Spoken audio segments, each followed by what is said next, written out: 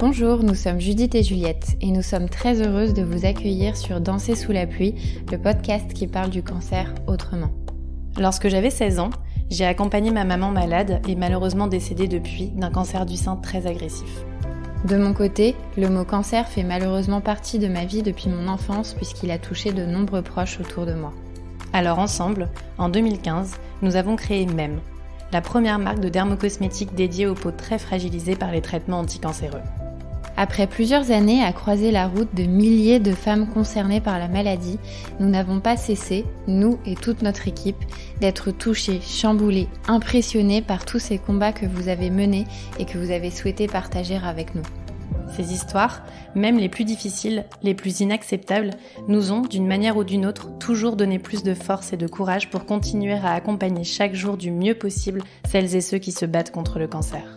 C'est pour qu'un peu de cette force et de ce courage vous parviennent que nous avons décidé de les partager avec vous. Ici, vous entendrez des femmes et des hommes qui vous raconteront sans tabou leur expérience de la maladie. Grâce à eux, vous serez, nous l'espérons, aussi touchés, chamboulés et impressionnés que nous. Bienvenue dans ce podcast où l'on ose, parce qu'il le faut, parler des plus difficiles épreuves de la vie et où l'on apprend à danser sous la pluie. Emma fait partie de ces jeunes femmes fonceuses et bosseuses qui donnent l'impression que rien ne peut les arrêter dans la vie. Elle a pourtant dû s'imposer une pause forcée l'été dernier quand à 27 ans, et alors qu'elle était en plein milieu de la rédaction de sa thèse de droit, elle s'est retrouvée totalement par hasard dans le bureau d'un radiologue, inquiet par la découverte qu'il venait de faire. C'est à cause d'un lymphome d'Hodgkin qu'Emma a dû tout remettre à plus tard afin de se concentrer sur son combat contre la maladie. Entourée par son armée de petits soldats qui l'ont tant aidée et dont elle parle avec tant d'amour, elle a affronté une stimulation ovarienne, 4 mois de chimiothérapie et 1 mois de radiothérapie, le tout en plein milieu de la pandémie, pour éliminer cet ennemi de son corps et de sa vie. À peine quelques semaines plus tard, Emma fait aujourd'hui avec nous le bilan de cette année où rien ne s'est passé comme prévu et qui l'a finalement menée à revoir ses priorités pour privilégier avant tout son épanouissement personnel. Nous vous laissons découvrir cette discussion qui a été pour Emma l'occasion de clôturer ce chapitre dont elle se serait bien passée et qui annonce le début de sa nouvelle vie, remplie de beaux projets et de l'amour de ses proches qui ne l'ont jamais lâchée.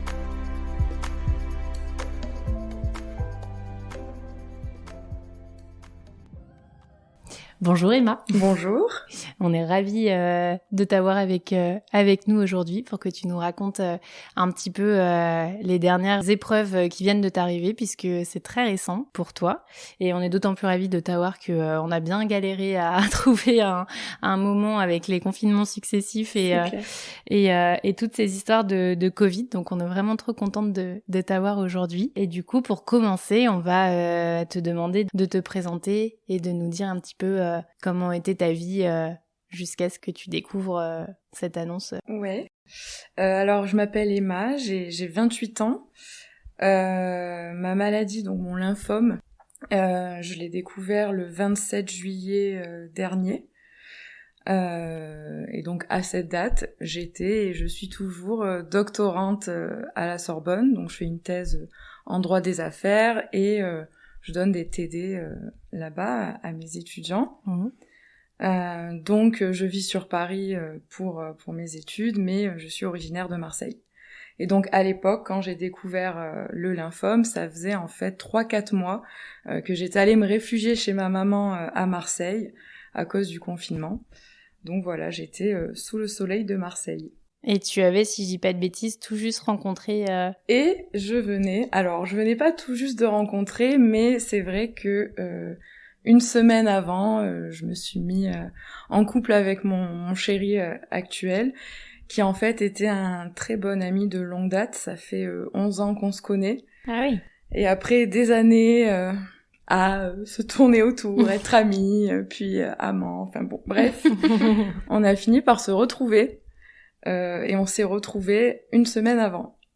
Et ça, c'est assez incroyable comme détail. Et heureusement, je suis bien contente de l'avoir retrouvé juste avant. Ouais, c'est clair. Et tu vas nous raconter un petit peu comment vous avez vécu tout ça à deux, du coup. Ouais. Parce que c'est une sacrée histoire dans un début de couple, mine de rien. Un tout début, il s'est pris le package Emma plus cancer, quoi. Donc c'était pas facile à gérer au début. Ouais, c'est clair. Mais comment s'appelle-t-il, juste pour ça? Il s'appelle Maximilien. Ok. Et effectivement, une semaine après, j'ai dû lui dire, bon, bah écoute, j'ai un lymphome. Ma première réaction, ça a été de lui dire, franchement, si tu veux te barrer, je comprends. T'es pas obligé de rester. Moi, je me voyais pas du tout imposer ça à mon copain. Ça fait même si on a vraiment une solide histoire d'amitié derrière, qui nous a aidés, bien sûr, je me voyais vraiment pas lui imposer ça. Et en plus, il fallait gérer un début de relation. C'est jamais facile en même temps qu'une maladie. Enfin, j'étais totalement paniquée. Donc je lui ai dit, franchement, mais presque dans ma tête, je me disais, ce serait peut-être plus facile qu'il parte, quoi. Pour lui, c'était hyper lourd, quoi, de lui imposer ça. Et il m'a dit, bon, c'est hors de question, quoi. Il est pas parti. Non, il est pas parti. C'est hors de question. Ça fait des années qu'on attendait de se retrouver. Cette histoire, c'est pas rien. C'est pas un petit cancer qui va tout gâcher, quoi. Donc il est resté. Je te lâche pas. Voilà, c'est ça. Il n'a rien lâché. Ouais. Et la Emma d'avant juillet, du coup, dernier, est-ce que c'était une Emma qui connaissait le cancer de près ou de loin, ou à qui le mot cancer était hyper lointain? Hyper lointain. Ok. Enfin, je dis ça, mais j'ai un très bon ami à moi que j'ai rencontré à Normal Sup, parce que j'ai fait une partie de mes études là-bas, qui s'appelle Niels, qui pendant nos études a eu un lymphome d'Hodgkin. D'accord. Donc j'ai pu m'appuyer sur lui et son expérience, et ça c'était quelque chose d'incroyable, une ressource vraiment hyper appréciable. Donc en fait, quand on m'a prononcé ce mot, tout de suite je me suis dit ok, je sais ce que c'est et je sais que c'est grave. Mais jamais dans ma vie je me suis dit que j'allais avoir un cancer, et surtout pas à cet âge, ça c'est clair. Bien sûr. Et alors, comment t'as fait cette découverte? Alors comment j'ai fait cette découverte? Donc c'était lors d'une soirée, c'était la soirée de fiançailles d'une de mes meilleures potes, et de son futur mari, d'ailleurs il se marie en août. Donc tout le monde faisait la fête, super soirée de juillet, et puis moi je fais un peu le clown comme d'habitude, soirée un petit peu arrosée, et puis là je fonce tête la première sur une baie vitrée, en pensant qu'elle était ouverte. Donc, mais un vidéo truc gag. hyper violent, vidéo gag. Franchement, j'ai des photos de la soirée, on était tous morts de rire. Et puis sur le coup, j'ai pas trop mal, tout se passe bien. Quelques jours après, je me dis, je commence quand même à avoir mal au cou, donc j'avais une minerve. Enfin, c'était un sketch le truc. Je m'étais fait un coup du lapin en fait, tellement je suis allée fort. Et on en rigolait énormément. Et puis ça passait pas, donc je vais voir un médecin généraliste, mais vraiment que je prends rendez-vous à la dernière minute sur Doctolib. Je me rappelle, c'était un jeune médecin. J'y vais, oui, avec ma mère, il me semble, et puis il me dit, c'est bizarre, vous avez 2 grosses boules. Alors c'est vrai qu'effectivement, j'avais 2 énormes boules, mais hyper visibles, mais j'y avais pas fait attention. Je sais pas si elles étaient là avant ou... Franchement, j'en ai aucune idée. Tu les avais pas remarquées avant? Non, jamais. Mais par contre, depuis que je m'étais fait mal au cou, comme je me touchais, ouais, franchement, j'avais 2 énormes boules. C'était assez impressionnant. Donc, hyper visible. Et donc, lui, il me dit rien. Il me dit juste, allez faire une échographie. Et puis, j'ai pas mal de copines qui sont en médecine, internes en médecine, et qui me disent, mais c'est quoi ce médecin, une échographie, n'importe quoi, il faut faire un scanner, tu as dû te déplacer. On comprenait pas pourquoi ils m'envoyaient faire une échographie. Donc le lendemain, je me retrouve à aller passer cette écho, mais seule, en me disant, j'ai un nœud dans le cou, quoi. Vraiment le truc hyper légère. J'y vais, donc le médecin me fait une échographie, puis il me dit... Tenez, passez à la salle à côté, on va faire une petite radio, un petit scanner thoracique. Moi, toujours hyper naïve, je me dis, bon, d'accord, je comprends pas. Puis il me dit, asseyez-vous, je vous reçois après. Je dis, ok, pas de souci. Donc, 15 minutes après, il me reçoit, et en fait, là, je vois son visage, et je comprends qu'il y a un truc qui va pas, il était hyper grave. Donc, on était un peu dans le noir, et puis il me dit... voilà, écoutez, y a quelque chose qui me plaît pas, j'ai l'impression qu'il y a un problème au niveau hématologique, j'ai déjà oublié les mots, et moi je comprenais rien en fait. Ouais. Hématologique, je me dis, mais qu'est-ce qu'il raconte? Enfin, ça me saoulait, il était en train de me stresser, et il disait pas clairement ce qu'il suspectait, donc du coup, à la fin, je lui ai dit, écoutez, j'ai bien compris que c'était grave, dites-moi, vous pensez à quoi? Et là, il me regarde, il me fait, un lymphome. Donc là, j'ai compris tout de suite. Et là, je savais ce que c'était. Et tu peux nous expliquer un petit peu ce que c'est, d'ailleurs, qu'un lymphome? Ouais, maintenant je sais. Je peux vous expliquer. Donc en fait, c'est une maladie du système lymphatique. Donc je savais même pas qu'on avait de la lymphe. Et donc il y a le sang, mais il y a aussi la lymphe. Donc j'étais vraiment une quiche en médecine, mais maintenant voilà. Donc dans cette lymphe, il y a des globules blancs. Et le lymphome, donc c'est un cancer qui fait que il y a de mauvais globules blancs qui se multiplient, et qui peu à peu prennent la place des bons globules blancs. Voilà, ça c'est comment on me l'a expliqué et comment j'arrive à le comprendre. Voilà. Donc ces ganglions, c'était une accumulation de ces mauvais globules blancs. Voilà. Okay. Et lui, il a vu directement au scanner qu'il y en avait un peu partout sur la région médiastinale, donc c'est-à-dire la région qui va des seins jusqu'en haut du cou.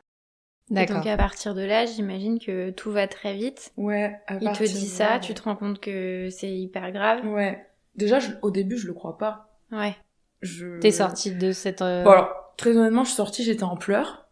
Je me rappelle avoir fait un audio, vous savez, c'est mes meilleurs amis, on dit « Oh là là, les filles Enfin, je comprends pas, c'est n'importe quoi. » Et je dois prendre la voiture pour rentrer chez moi, en fait, et le dire à ma mère. Et donc je rentre, j'arrive même pas à parler, je m'effondre, et elle me dit « Mais qu'est-ce qu'il y a, ma chérie ?» Je me rappelle, j'ai dit que j'ai un lymphome, et elle me dit « Mais c'est n'importe quoi, ces médecins, ils sont tous alarmistes. » C'était impossible, en fait. Genre, impossible. Et surtout, j'avais aucun signe oui, surtout de maladie. Allais pour un moi, problème de nœud au cou, quoi. Ouais. J'allais pour une baie vitrée. Ouais. Bon, bah, merci la baie vitrée d'avoir permis cet examen. Ouais, merci la baie vitrée. Et en fait, après, tout est allé très vite, puisque j'ai une très bonne amie qui est interne en radiothérapie, qui m'a tout de suite obtenu un rendez-vous à l'Institut Paoli Calmette, donc il y a un institut hyper réputé à Marseille dans le soin des cancers. Le lendemain, je faisais une prise de sang qui indiquait un taux de LDH, donc c'est le fameux indicateur très élevé, donc c'était pas bon signe. Donc là, je me rappelle, j'étais avec ma sœur, j'ai encore fondu en larmes en me disant bon, ça il y avait de moins en moins de chances que ce soit rien, quoi. Le lendemain, et le surlendemain, j'avais rendez-vous avec un hématologue de l'IPC qui me disait c'est un cancer, c'est un lymphome, on sait pas encore quel type de lymphome c'est, mais ce qui est sûr, c'est que vous allez passer par de la chimio, vous allez perdre vos cheveux, enfin voilà, il m'a annoncé un petit peu le plan de bataille. Donc tout ça en 3 jours. Ouais. C'est rapide. Je trouve que c'est rapide par rapport au... Et ta maman, du coup, comment elle a réagi à tout ça après la surprise du début et comment elle t'a accompagnée dans ces 3 jours un peu Elle a hyper bien réagi. Bon, ma mère, c'est une battante, hein, donc j'avais aucun doute là-dessus. Elle a été très vite dans un rôle de combat. Je l'ai pas trop vue affectée. D'accord. Voilà. Je pense que, je sais pas si elle me l'a caché ou si elle-même elle se retenait, mais en tout cas, je l'ai pas vue pleurer. Je l'ai pas vue stressée, je l'ai vue faire des recherches sur internet pour préparer le rendez-vous avec l'hématologue, et à la sortie, donc moi j'étais complètement déboussolée à la sortie. Donc je dis oh là là, je vais faire de la chimio. Elle était comme si elle était pas surprise. Oui, je sais, je l'avais vu sur internet, t'inquiète pas, on va y arriver, à partir de maintenant, c'est le combat, t'inquiète pas, on va y arriver, je suis là. En fait, elle était hyper rassurante. C'était ton épaule, quoi. Ah ouais, c'était impressionnant. Je sais pas comment elle a fait pour être aussi solide, mais du coup, elle m'a donné énormément de confiance, quoi. Parce qu'après, ma maman... T'es passée assez vite des larmes au combat. À ce mode combat, quoi. Ouais. Elle était, et donc elle m'a transmis un peu ce mood, et puis pareil, mes meilleures amies, je sais que j'ai une de mes meilleures amies qui m'attendait à la sortie du rendez-vous parce que comme elle est interne en médecine, elle avait peur qu'on comprenne pas. Donc elle voulait absolument t'attendre juste après. m'accompagner à ce rendez-vous. Bon, faut savoir que je suis très très proche de mes copines, donc elles font partie de ma vie, c'est comme ma famille. Et donc elle a pas pu rentrer à cause du Covid, mais quand elle l'écoute et tout, et puis quand je suis sortie, je me suis écroulée dans ses bras. Et elle, pareil, elle pleure pas, elle flanche pas. Je sais pas, c'était hyper surprenant, quoi. Elles ont été trop fortes. Trop fortes. Trop fortes. Elles ont fait ce dont tu avais besoin à ce moment-là. Ah oui, quoi. oui. Mais du coup, moi, le soir même, j'étais déjà... En mode bataille. Ah ouais, j'ai l'impression d'avoir digéré la nouvelle en 30 minutes. Plus Maximilien qui t'a dit... Ouais, qui m'a dit, bon, bah... On y va, quoi. T'inquiète, je serai là aussi. Ouais. Tout le monde était là, en fait. Ouais. Donc, t'avais tes petits soldats. Ouais, j'avais mes petits soldats. J'avais même plus peur, en fait. J'avais même plus peur. Puis le diagnostic de l'hématologue, faut le dire quand même, était bon. C'est-à-dire il savait pas à l'époque que c'était un lymphome d'Hodgkin, donc le diagnostic est encore meilleur avec ce pronostic. Mais quoi qu'il arrive, c'est un cancer qu'on soigne très bien. Donc dès le départ, moi, les mots que j'avais en tête, c'est on a du recul sur la maladie, on la soigne très bien. Les taux de guérison, c'est dans les 90%. Donc moi, dans ma tête, j'allais en guérir. Ouais, ça allait être un mauvais moment à passer, mais j'allais pas mourir de ça. Donc voilà. Et ensuite, tout va très vite dans ce genre de prise en charge. Les traitements arrivent assez rapidement. Comment ça s'est passé? Quelles étaient les premières étapes? Oui, ça va très vite. En tout, ça a mis 1 mois entre la découverte et ma première chimio. Donc après, on a quelques opérations. Donc c'est des biopsies. Donc la première n'a pas marché. Il a fallu en refaire une pour prélever donc ces fameux ganglions et voir quel type de lymphome du coup je vais combattre. Donc en 2 semaines, on savait que c'était un lymphome d'Hodgkin. On était super rassurés parce que du coup, c'est des chimios, des hospitalisations journalières. Je dors pas à l'hôpital. C'est toutes les 2 semaines. Donc voilà, il y a des périodes de répit. Donc voilà, il y a pas mal d'examens pour poser un diagnostic précis. Et surtout, entre-temps, donc la fameuse épreuve compliquée entre le diagnostic et la chimio, c'est la fertilité, la préservation des ovocytes. On t'en a parlé tout de suite? Oui, on en a parlé très vite parce que j'ai l'impression que c'était très urgent. Il fallait le faire... Avant les traitements, en fait. Ouais. C'est pas toi qui as fait la démarche, c'est bien l'équipe... J'ai été très bien conseillée. Ouais. Donc l'hématologue à l'IPC a pris directement rendez-vous avec une équipe à la Conception, qui est un hôpital à Marseille qui est spécialisé là-dedans, pour organiser cette préservation d'ovocytes. Donc j'étais hyper bien drivée. Et donc là, le discours, c'était tu es jeune, tu vas sûrement vouloir à un moment donné de ta vie devenir maman. On n'est pas sûr que les traitements puissent te permettre de le faire normalement, la chimio entre guillemets. Peut potentiellement abîmer un petit peu tout ce système. Et donc par sécurité, il fallait... Donc là, en fait, à 27 ans... j'avais pas trop pensé au bébé, j'avoue. Ouais, tu venais de te mettre en couple. On venait de m'annoncer un cancer. Et en fait, maintenant, je me dis, punaise, en fait, il y a aussi la question de je veux des enfants. J'espère que je vais pouvoir en avoir naturellement. Enfin, c'est... tout se précipite. Tout se précipite, alors que j'y pensais pas du tout. Voilà. Et donc là, t'entres dans un process où... Dans un process où donc c'est hyper stressant. Donc déjà en fait c'est un peu ma maman m'accompagnait au rendez-vous, c'est des rendez-vous où on est dans la salle d'attente avec les personnes qui sont dans des parcours de PMA. Ah oui. Donc moi j'ai un peu découvert tout cet univers et j'ai trouvé ça très lourd. Parce que c'était question que je me posais pas, et de voir toutes ces personnes dans la salle d'attente, ces couples, ces familles, des femmes que j'entendais pleurer parce qu'on leur disait que la FIV avait pas marché, tout ça. Je me suis sentie d'un coup hyper concernée par tout ça. Et même encore aujourd'hui, je suis un peu je suis une pro sur le sujet, quoi. J'ai écouté 10 000 podcasts, ça m'a vraiment remué. Ça t'a beaucoup marqué. Ouais, ça m'a vraiment marqué. Donc voilà, j'ai fait des piqûres pour qu'on stimule ma production d'ovocytes. Voilà, et puis une fois que tout ça est bien stimulé, on vous les prélève. Voilà. D'accord. Voilà, donc, Et c'est très douloureux, Donc c'est pas censé normalement être douloureux. Donc je sais pas vraiment ce qui s'est passé. On n'avait pas le temps de prendre rendez-vous avec un anesthésiste pour faire une anesthésie générale. Donc ça a été anesthésie locale. Puis moi je me posais pas de questions, j'avais juste envie qu'on congèle mes ovocytes. Je suis plutôt très résistante à la douleur, pas douillette, donc j'y vais, je fonce et je réfléchis pas. Et en plus personne ne me dit que ça peut être douloureux. Donc personne ne me prévient, il y a un gros manque d'informations sur le sujet. Donc je me dis bon bah j'y vais, voilà, c'est assez anodin comme acte. Donc déjà la stimulation, il faut savoir que c'est pas anodin parce que les ovaires produisent des ovocytes en masse plus que d'habitude et ça fait mal au ventre. Honnêtement, ça fait mal au ventre.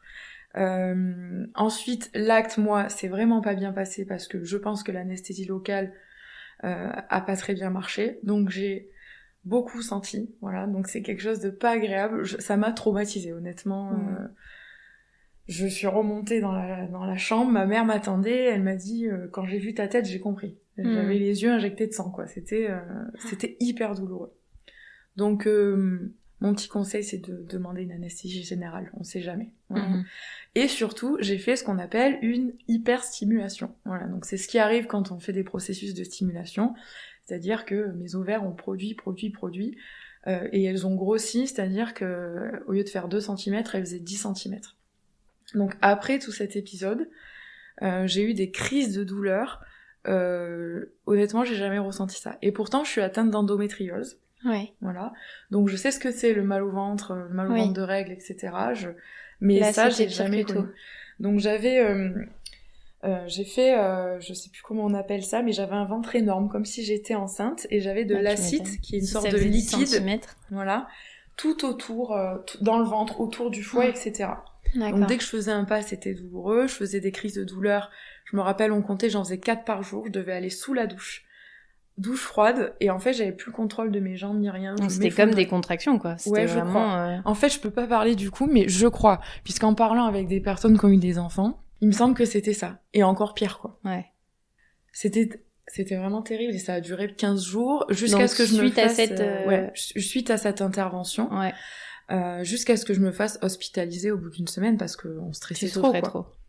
Donc là, je me suis hospitalisée 4 jours, parce qu'il fallait que l'acide diminue, on pouvait pas me le ponctionner, parce que ça se fait pas sur ce genre d'hyperstimulation, etc. Mais je suis restée 4 jours à l'hôpital avec un ventre de femme enceinte. Et aujourd'hui, c'est un peu ce qui a le plus choqué mon entourage. Max ou ma maman ou ma meilleure pote qui est venue me voir, ils me disent oh là là, mais quand on pense à toi dans ce lit d'hôpital avec cet énorme ventre, c'était le plus dur pour nous. Et tout ça, c'était avant même les avant premiers de démarrer traitements. la chimio. Ouais, donc tout a fini par rentrer dans l'ordre. Mais il faut savoir que, alors ça a très bien marché, hein, on a congelé 2 équipes de foot du coup, avec l'hyperstimulation, donc ça c'est rassurant. Ouais. Mais il faut savoir que je crois que ça m'a déclenché un petit peu mes hormones. Je sais pas si c'est possible, mais alors après j'ai eu une obsession pour les bébés. Tu n'as plus pensé qu'à ça. C'est hyper drôle. C'est-à-dire qu'après je pensais qu'aux bébés, genre j'aimais trop regarder les émissions où on voit les femmes accoucher et mes potes se foutaient de ma gueule, elles comprenaient pas parce que je suis pas du tout penchée sur le sujet.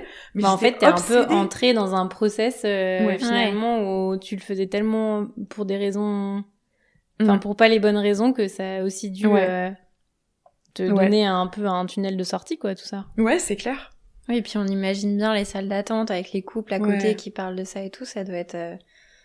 Ouais, je me suis dit, oulala, mais moi aussi j'en veux. Peut-être pas tout de suite, mais en tout cas, ça a réveillé mon horloge biologique. Ouais. Bon, là, ça a rendu plus concret le... Ouais, c'est en train de s'atténuer, mais c'est vrai que ça m'avait un petit peu mis mes hormones dans tous les sens, quoi. Donc c'était assez drôle. Après. Et donc là, tu arrives...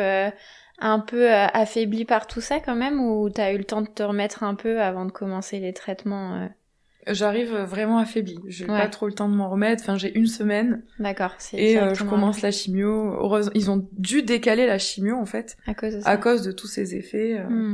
Je leur ai dit franchement, vous auriez pu me prévenir.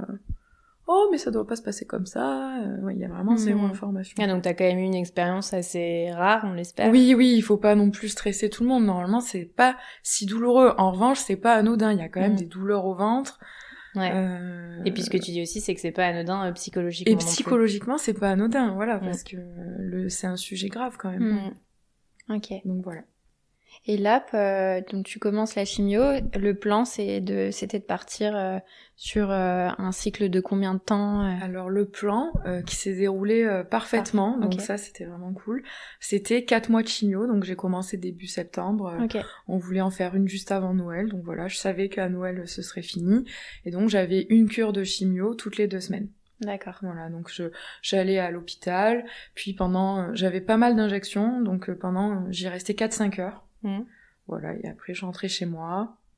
Et la première fois que t'es allée à l'hôpital et que t'as commencé à avoir ces injections, qu'est-ce qu'on se dit à ce moment-là quand on a ton âge et qu'on est là ça, bizarrement, ça allait. J'étais seule. Alors, faut savoir que j'ai été seule du début à la fin à cause du Covid. Oui. Donc, j'ai vécu une expérience assez, singulière, comme tous les malades dans cette période, c'est qu'on peut pas être accompagné. D'un côté, je me disais, tant mieux, je les préserve parce que moi, je gère. Il n'y a pas de souci. Donc, honnêtement, bizarrement, je l'ai plutôt bien vécu. Voilà, le personnel était très gentil, les infirmiers et les infirmières sont extra. On m'avait posé un PICC line. Donc c'est un tube qui sort du bras. C'est un peu bizarre pour te brancher quoi sur la chimio parce qu'on pouvait pas me poser de porte-à-4. Ah bah oui, parce que c'était au mauvais endroit. Voilà, c'était au mauvais endroit, donc j'avais un truc un peu, on aurait dit un mutant quoi. Moi quand je suis arrivée, je m'étais fait un peu des films, je m'étais dit tu vas te retrouver avec des jeunes un peu en mode colo de vacances, que des jeunes malades, tu vas te faire des amis et tout. Sauf que quand je suis arrivée, il y avait que des personnes âgées. Il y avait pas du tout de jeunes comme moi. Enfin, ils font pas en sorte qu'on soit tous injectés le même jour à la même heure. C'est pas possible. Donc j'étais un peu naïve. Donc ça m'a un petit peu fait rire parce que j'étais avec des papis et des mamies, quoi. Donc c'est vrai que ça fait un petit choc. Ouais. Mais non, je l'ai plutôt bien vécu. Voilà, on m'a mis un casque réfrigérant pour pas perdre mes cheveux. Je me rappelle que j'envoyais des selfies à mes copines. Regardez, on dirait un schtroumpf, elles étaient toutes mortes de rire. Enfin, c'est comme ça que j'ai réussi à bien le vivre. Ouais. C'est que je faisais mon petit reportage photo, je me foutais de ma gueule parce que j'avais une tête pas possible. On m'injectait des produits, il y en a un qui était orange. Je disais aux filles, regardez, on m'injecte de l'orangina, j'en boirai plus jamais de ma vie. Enfin voilà, tout était sur le ton de l'humour. Et c'est comme ça que j'ai réussi à bien le vivre. Ça m'a un peu sonné, bien sûr, quand je suis rentrée chez moi. Je savais que on m'avait expliqué que la première chimio sonnait un petit peu. Donc, effectivement, c'est un petit peu bizarre de se voir un peu vidé de ses forces. Mais en fait, les premières chimios on les vit plutôt bien. Parce que en plus je pense que ça joue le fait que je sois jeune, plutôt en bonne santé à part ça, et du coup je les ai plutôt bien vécus. J'avais quelques effets secondaires mais j'étais là, bon bah franchement si c'est ça je signe tout de suite. T'avais quoi comme effet secondaire du coup, je me rappelle même plus tellement j'ai déjà rangé tout ça dans un placard, mais si j'avais j'ai acheté très fatiguée le jour même. Puis le lendemain, j'avais un petit peu mal à la tête, un petit peu mal au ventre, un peu mal partout, comme si j'avais eu une énorme cuite. T'arrivais à manger ou bof? J'arrivais à manger. Ouais. Et alors ça, c'est vraiment un truc où j'ai fait très gaffe. Et en fait, j'ai eu de la chance surtout. J'ai réussi à manger tout le long. Ouais. Et je me forçais même si j'avais pas envie. J'ai pas vomi. Voilà. Mais j'ai eu beaucoup de nausées. Okay. Mais pas pendant les premières. Les premières, voilà, j'étais vraiment KO pendant 4-5 jours, et après ça allait mieux. Donc je me disais, je négociais avec moi-même, je me disais bon regarde, t'as 5 jours où t'es pas bien, mais après il te reste 10 jours, c'est incroyable. Sauf qu'au fur et à mesure, c'était 6 jours, 7 jours, 8 jours, et à la fin il me restait que 3-4 jours où j'étais bien. De répit. Et ça c'était très très dur à vivre. Ouais, je pense que au début, en fait, j'étais vraiment en pleine forme, et donc les premières chimios étaient assez faciles à vivre. En revanche, c'est vraiment à la moitié du parcours, au bout de 2 mois, où là, on se sent très très affaibli. J'ai les nausées qui sont venues de manière systématique, donc je vivais avec des nausées, et je me sentais très affaiblie. Ça, c'était beaucoup plus dur. Et quand on parle avec des femmes qui sont passées par là, elles nous parlent souvent comme premier effet secondaire qui les a le plus marqué de la perte de cheveux. Est-ce que, mais ça dépend des femmes. Est-ce que toi, c'est quelque chose qui t'a particulièrement marqué ou pas trop, ça faisait partie du truc et Alors moi déjà, on m'avait prévenu que j'allais les perdre quoi qu'il arrive, donc je pense que c'était déjà plus facile parce que depuis le début, je savais que j'allais les perdre. Honnêtement, le casque réfrigérant, je l'ai supporté une séance. Parce qu'en fait, c'est un truc hyper froid, ça nous coule dessus. Tu reçois tes injections pendant 4 heures. J'ai baissé les bras à la deuxième. Et en fait, j'ai eu vachement de chance parce que j'ai perdu mes cheveux très progressivement. Ce qui fait que ça n'a pas été un choc pour moi, puisque je les ai perdus un petit peu au début, puis après, effectivement, il y a des touffes par terre, donc on rigolait avec ma mère, elle disait « mais t'es pire que le chat !» On a acheté un aspirateur automatique parce que je mettais des cheveux partout. Mais bizarrement, je l'ai plutôt bien vécu parce que ça a été tellement graduel que j'ai eu le temps de me faire à l'idée. Et finalement, je me suis rasé la tête après ma dernière séance de chimio en décembre. J'ai réussi à garder des cheveux à peu près en mettant un turban jusqu'en décembre. Donc c'est énorme en fait. Pendant que j'étais malade, j'avais encore mes cheveux. Et côté cils et sourcils? Et là aussi, j'ai eu de la chance. Je vais le répéter à peu près 26 fois pendant ce podcast, mais parce que c'est le sentiment que j'ai. Je les ai perdus, mais il m'en restait toujours un petit peu. D'accord. Pour les sourcils, en plus, j'avais fait donc le tatouage semi-permanent. Ouais. Donc ça, tu l'as fait avant de démarrer les traitements? Ouais, c'était mon premier réflexe. Quand on m'a dit « tu vas tout perdre », j'ai eu l'image de quelqu'un qui a pas de sourcils et je me suis dit « non, je veux pas, ça non ». Donc j'ai vite pris rendez-vous avec un atelier qui m'a fait un tatouage. C'est hyper bien fait en plus aujourd'hui, on a des techniques hyper développées.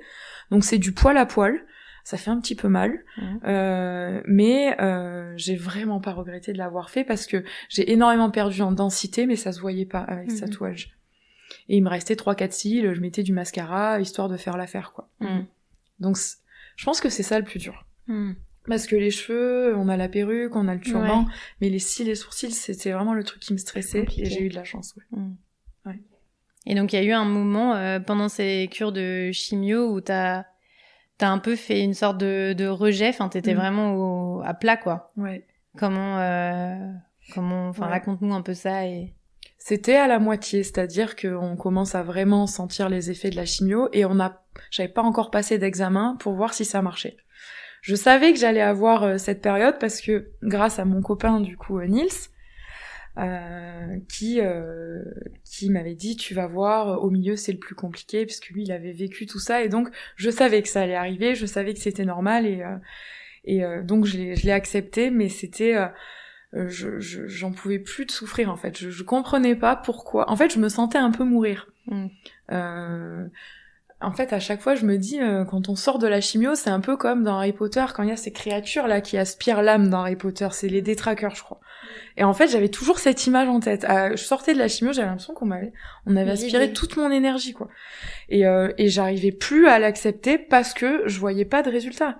Moi, tout ce que je voyais, c'était que j'étais en parfaite santé et que la chimio, c'était en train de me détruire. J'avais mal partout, et donc là ça a été difficile et j'ai commencé à faire des blocages notamment sur l'odeur des produits qu'on m'injecte parce que bon ça sent pas c'est pas des produits 100% naturels quoi. J'arrivais plus à regarder l'odeur de l'hôpital, je faisais vraiment des gros blocages alors déjà j'ai pris rendez-vous avec une psy qui faisait de l'hypnose et ça a vachement bien marché. J'ai eu qu'une séance mais rien qu'avec cette séance, déjà, elle essayait de m'enlever ce dégoût, en fait.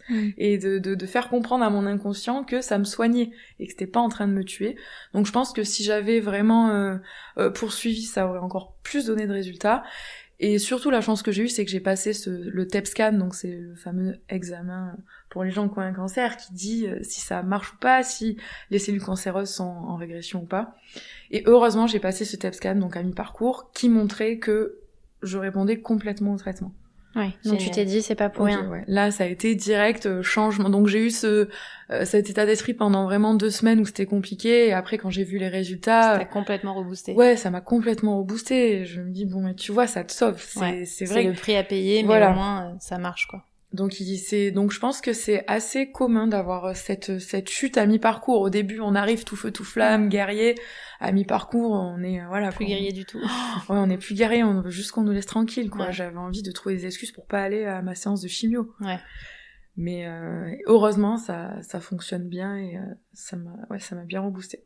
Et donc là, t'as fini cette deuxième partie de la cure, ces 2 derniers mois. Pourtant, les effets secondaires se sont pas estompés, ils se sont même intensifiés, mais j'ai vécu la douleur beaucoup mieux.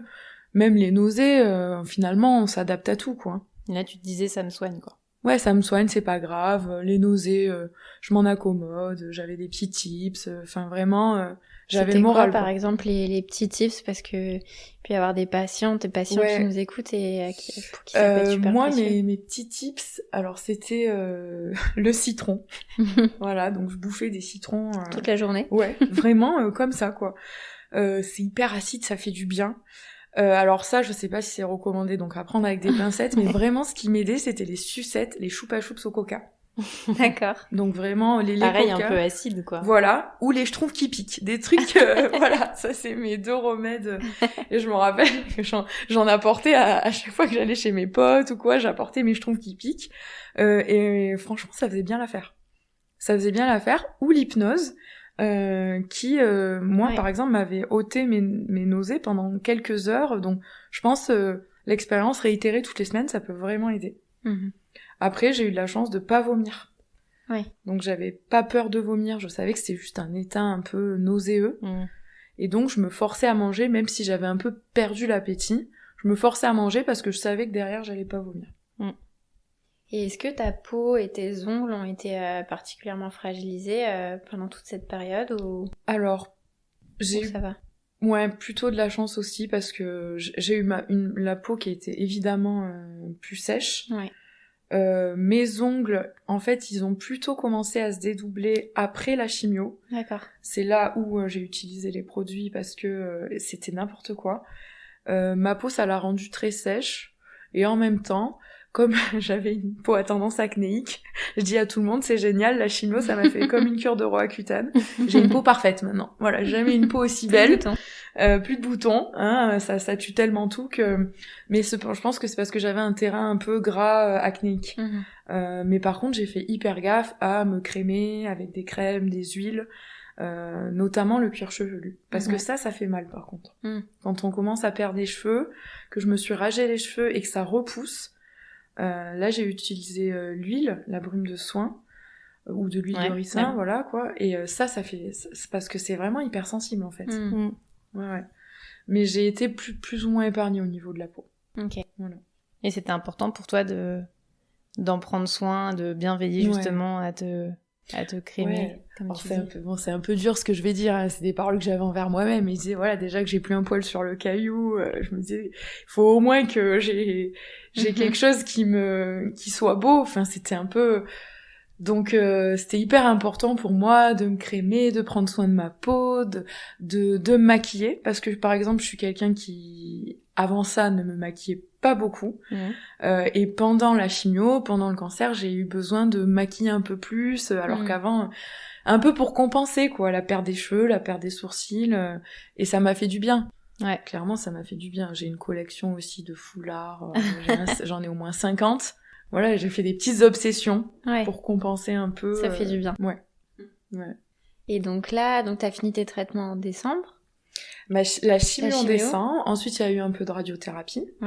Que j'ai fini le 6 février. Comment t'as vécu la radiothérapie ? Très bien. Hein, c'était Disney par rapport à la chimio. Une fois qu'on a fait la chimio, franchement... Pourtant, c'était pas hyper cool parce que j'avais un espèce de moule comme une combi d'escrime, donc qui me prenait du sommet du crâne jusqu'au sein parce que les parties à irradier étaient assez précises. Donc j'étais vraiment attachée à une table sous ce moule avec... des difficultés pour respirer, c'était pas non plus hyper agréable. C'était pas Disney, quoi. Voilà, c'était pas Disney, mais en comparaison à la chimio, c'était hyper cool parce que pas d'effets secondaires. Donc j'étais là, je recommençais vraiment à prendre du poil de la bête, alors même que j'étais encore sous traitement. D'accord. Donc voilà, ça s'est bien passé. Et à la fin de la radiothérapie, comment tu t'es sentie du coup le dernier jour de tes traitements. Ça doit faire bizarre de... Ouais, ça fait bizarre, parce que ça occupe, mine de rien. Ça occupe toutes nos journées. Moi, j'étais persuadée que j'allais pouvoir continuer à rédiger ma thèse, que j'allais pouvoir continuer... c'est quelque chose qui se fait à distance, mais en fait, pas du tout. T'étais trop fatiguée. Mais oui, et puis j'avais pas un seul espace pour réfléchir à autre chose que aller bien, quoi. Donc j'étais un peu déçue au début et un peu dure envers moi-même en me disant mais putain t'es pas capable dans tes bons jours de rédiger un peu ta thèse, etc. Mais en fait non, j'avais juste envie de profiter, voir un peu ma famille, mes amis et puis c'est tout, quoi. Ouais. Et de dormir surtout. Donc le dernier jour ça fait un vide parce que c'est des rendez-vous qui ponctuent le quotidien. Mais je l'ai plutôt bien vécu parce que là encore j'étais hyper bien entourée et que j'ai pas lâché mon mode de vie en fait. Je suis quelqu'un qui est très copine, très tout le temps à sortir, à aller se balader, et en fait j'ai continué à faire ça en chimio, à un rythme un peu moindre évidemment parce que j'étais plus fatiguée, mais en radiothérapie voilà, dès que j'avais un peu de temps libre j'allais voir mes copines, même si elles travaillaient entre 12h et 2 le soir, etc. Et en fait c'est comme ça que je ponctuais mon quotidien, parce que j'étais pas encore prête tout de suite à me remettre au travail. Après la radiothérapie, j'ai eu un mois, faut savoir que j'ai chopé le Covid, donc évidemment, ça m'a permis de m'occuper encore pendant 15 jours, voilà. Et en fait, j'ai eu un gros mois de fatigue où je crois qu'il y a tout qui m'est retombé un petit peu dessus, quoi. Les 4 mois de chimio, les 2 mois de radio. Et là, d'un coup, on est juste fatigué, en fait. On a envie de rien faire, juste de se reposer. Et c'est pas grave de rien avoir à faire parce que on dort, on se repose. Est-ce que t'as ressenti une certaine pression justement à ce moment-là de la part de, je sais pas, ton entourage proche ou moins proche, mais une espèce d'injonction à revenir dans la vie active Non, plutôt le contraire. Ouais. C'est-à-dire que comme ils me connaissent, ils savent que je suis une grosse bosseuse et que j'ai eu tendance par le passé à pas vraiment m'écouter pour avoir ce que je voulais. C'était plus mais t'es sûre que tu veux reprendre la tête tout de suite, ma mère, ma chérie, repose-toi encore un peu. Non, c'était hyper la pression, je me la foutais toute seule. Alors qu'en fait autour de moi, tout le monde me disait Hep, c'est pas rien ce que t'as vécu, tu vas pas tout de suite te remettre comme tu faisais avant. Donc non, c'était la pression, je me l'ai mis toute seule. Et j'ai pas ressenti cette pression, c'est vrai. Je m'étais pas fait la remarque, mais tout le monde a été hyper bienveillant. Donc l'après-cancer et toutes les difficultés que ça peut impliquer, pour toi, ça a pas été forcément quelque chose qui venait des autres, mais quelque chose qui était toi face à toi-même. Ouais, c'est vrai que j'avais beaucoup lu de choses sur le fait que ça peut être compliqué parce qu'on se sent pas forcément compris par son entourage. Il y a des personnes qui peuvent aussi décevoir parce qu'elles ont un rapport avec le cancer compliqué ou la maladie. Et du coup, globalement, en fait, je suis agréablement surprise parce que, même pas surprise, mais c'est vrai que j'ai eu mon armée autour de moi du début à la fin, quoi. J'ai reçu... j'avais mes amis proches à Marseille, mes potes de Paris qui me faisaient des cartons avec des cadeaux, des trucs surprises, toujours des petites attentions... des messages, des appels, je me suis sentie hyper soutenue, hyper portée en fait. Et cette épreuve, ça m'a permis de me rendre compte que j'avais vraiment tissé des relations extraordinaires avec des gens extraordinaires parce que personne tout ce dont t'a j'avais lâché. peur, personne ne m'a lâché. Personne ne m'a lâché. Voilà, j'ai eu une amie, pour être sincère, qui à ce moment-là, je me suis dit bon, elle est pas là et voilà, mais sur la trentaine d'amis autour de moi, donc non, c'est hyper positif. Et en plus, ils ont hyper bien réagi dans le sens où ils m'ont pas fait sentir que j'étais malade. Enfin, ce qui pour moi était la bonne réaction, parce que parfois on a quand même besoin qu'on nous plaigne un peu, d'être aidé, mais non, on a rigolé. Pendant 6 mois, on a fait des blagues hyper noires sur le cancer, on prenait tout à la dérision, et on parlait pas que de ça. Voilà, donc c'était hyper cool. Après, j'avais des périodes, faut pas être naïf, j'avais des périodes où je souffrais tellement, et là je me disais, t'es seule. Y a personne qui peut comprendre. Mais c'était anecdotique, et là je savais du coup qu'il fallait que je reste seule. Et j'en voulais pas aux autres de ne pas vivre ce que je vivais. Mais il y avait des périodes où effectivement la douleur était telle que c'était très compliqué. Et je pouvais même pas en parler parce que ce qui est compliqué quand on est malade, c'est qu'on a... Enfin, moi, j'avais vraiment pas envie de les inquiéter, quoi. Donc... Et puis personne ne peut comprendre c'est ça. Ce que tu vis, quoi. Ce ressenti, le fait de plus avoir d'énergie, Enfin, c'est... Et en même temps, je voulais pas trop leur montrer. Parce que j'avais surtout pas envie qu'ils flanchent, parce que c'est parce qu'ils allaient bien qu'ils me soutenaient que moi j'allais bien, donc c'était un peu un cercle virtueux. Donc t'as été super forte. Tu disais qu'elle était trop forte. J'ai été forte, mais j'avais pas le choix, et franchement j'ai dû craquer 2-3 fois avec ma mère. Souvent c'était, et surtout avec Max. C'est vrai que ma mère, j'avais pas trop envie de l'inquiéter. Je vivais avec elle au quotidien, hein, c'est elle qui m'a portée vraiment au quotidien. Et je me lâchais plus avec Max. Donc lui, il a été ton rock, quoi. Ouais, parce que c'est avec lui que je pleurais, que je me plaignais.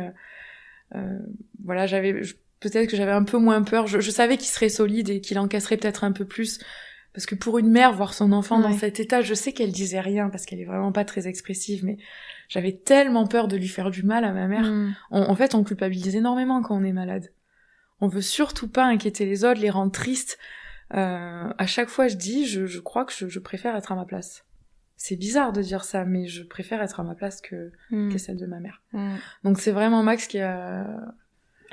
Il a été fort lui aussi. Ouais, il a été fort. Ouais. Il a été fort parce que, pareil, il m'a pas montré qu'il s'inquiétait alors que je pense qu'il était mort d'inquiétude. Bien sûr.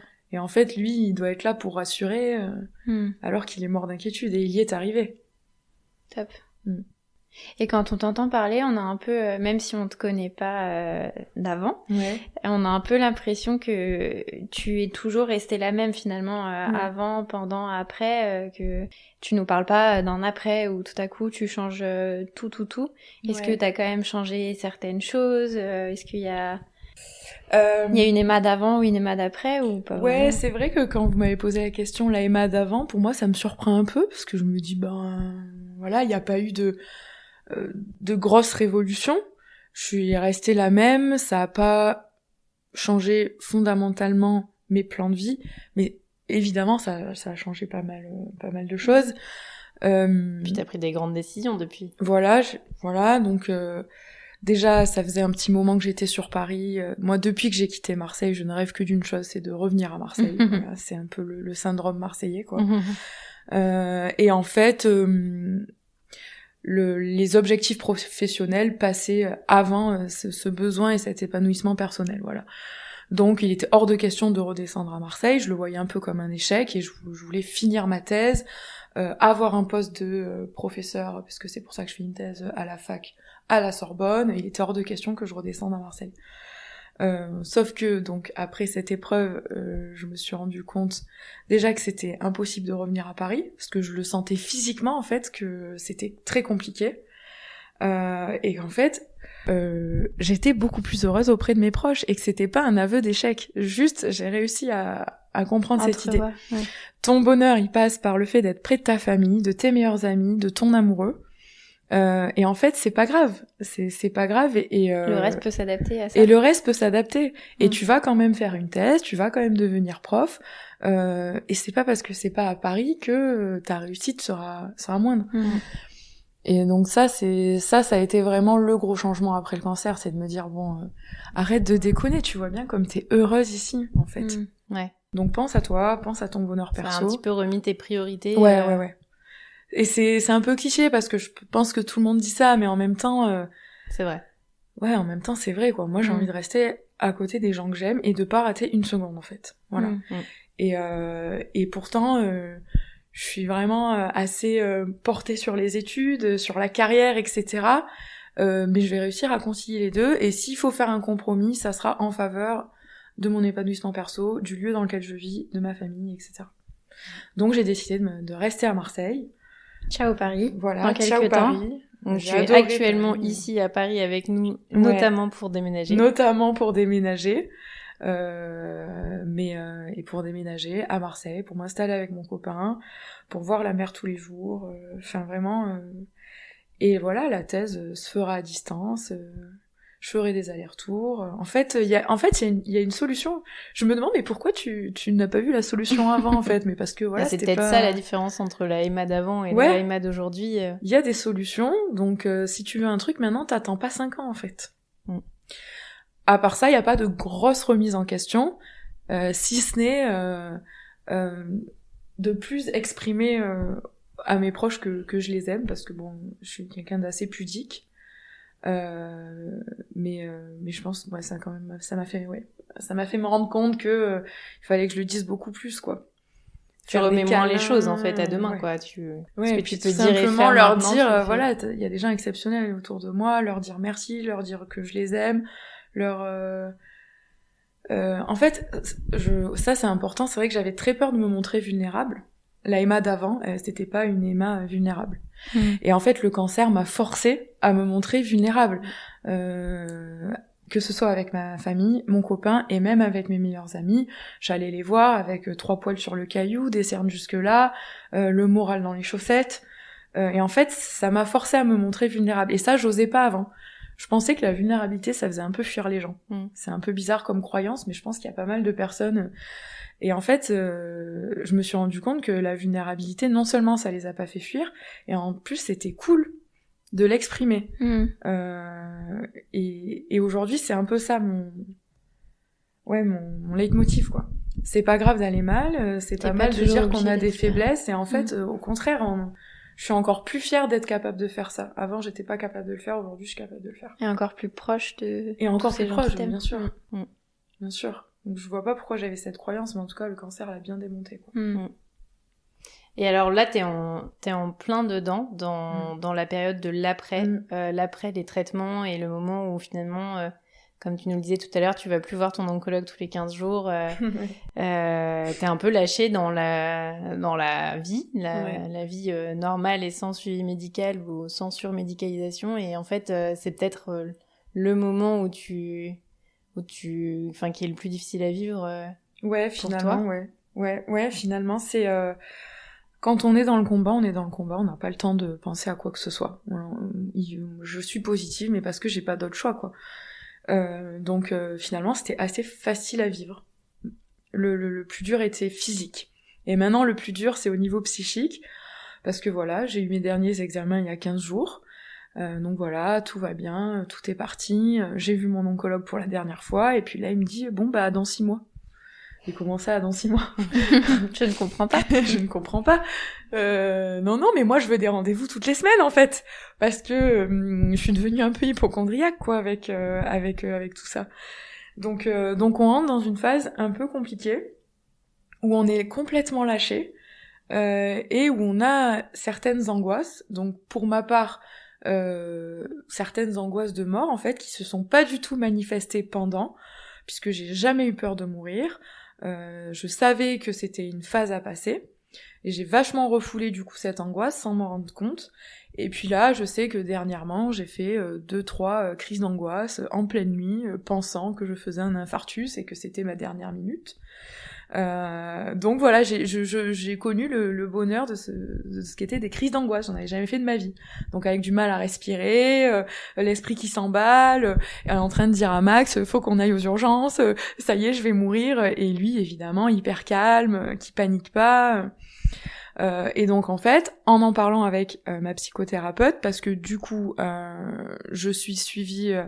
J'étais suivie un peu avant cette épreuve, mais pendant cette épreuve, ça m'a énormément aidée. Peut-être pas pendant, mais surtout pour l'après. Donc ça, c'est quelque chose que je conseillerais à toutes les personnes pour l'après de se faire aider, parce que en fait, c'est un peu un boomerang. On a l'impression qu'on s'en est sorti, que ça y est, la vie peut reprendre, et en fait, on sait pas pourquoi. Il y a un truc qui bloque un peu dans la tête. Et ces angoisses de mort, elle m'a expliqué que c'était tout simplement ces angoisses refoulées pendant la chimio, quoi, pendant la période où je savais pas si ça allait marcher ou pas, et que c'était totalement normal et qu'il fallait que ça s'exprime. Et du coup, c'est juste rassurant en fait de se dire c'est normal. Bon, là tu fais une angoisse, donc maintenant j'arrive à l'identifier, j'arrive à me dire tu t'emballes alors que pas du tout, tu n'es pas en train de mourir. Mais finalement c'est très difficile de plus avoir d'examen en fait, parce que j'ai un petit côté hypocondriaque maintenant. Ouais, t'aimerais pouvoir vérifier tout le temps que tout va bien. Ouais, j'aimerais pouvoir vérifier. Mais ça dure pas longtemps parce que ça fait un petit moment que j'en ai pas fait. Et là, je vois que je suis déjà dans une phase où j'ai compris, quoi. C'est bon, les angoisses sont passées, j'ai envie d'avancer.